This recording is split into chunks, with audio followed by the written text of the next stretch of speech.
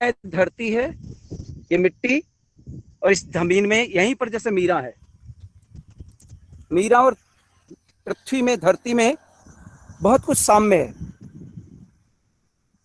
ये धरती की उमस, इसकी तपिश, इसकी प्यास मीरा की प्यास से, उसकी तपिश से, उसके दुख दर्द से जुड़ती है। और इसकी अंदर ही अंदर उठने वाली ललक, जो पानी की एक बूंद के लिए, बरसात की एक झड़ी के लिए तरसती है, मीरा के सारे जीवन में भी एक ललक है, एक अभिलाषा है, एक आकांक्षा है कि कोई, शायद उनका प्रिय सामान्य तो नहीं था जो मिलने वाला हो, लेकिन कहीं भाव मिलन ही हो, उस भावों की बरसात की उम्मीद पूरे मीरा के काव्य में है। परंपरा को अभी बताया जा रहा था, भक्ति काल की परंपरा, मध्ययुग की परंपरा। मध्ययुग थोड़ा सा पहले चलिए, एक नाम आता है अंडाल, दक्षिण भारत के अलावार संत। एक दूसरा नाम लीजिए, ठीक पूर्व उत्तर में कश्मीर में लालदेद।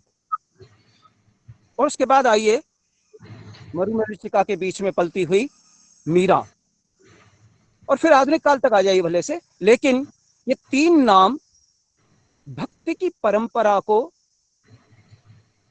स्त्रीत्व की ओर से एक एक ऐसी प्रमुख देन है। भारतीय स्त्रियों का जो रचनात्मक कौशल है और समाज की जो सामंती व्यवस्था है, उसके बीच में उनका जो संघर्ष है, रचनात्मक संघर्ष, उसमें से कितनी सकारात्मकता उन्हें फूटती है, इसका प्रतिनिधित्व करती है तीनों। यद्यपि तीनों के बहुत सारे चीजें अंतर भी हैं तीनों में, लेकिन उस 8वीं शताब्दी की अंडाल जो रंगनाथ की के मंदिर में गाती थी, उन्हें लाया गया, वो उन्हें अपने पति के रूप में स्वीकार करती थी, माला स्वयं पहनकर उसको वो माला पहनाती थी रंगनाथ को, और उनको अपना पति स्वीकार करती थी। मीरा में भी कहीं वो पतित्व का भाव था, लेकिन वो केवल भावनात्मक था। अंडाल का जो भक्ति का जो प्रवाह था।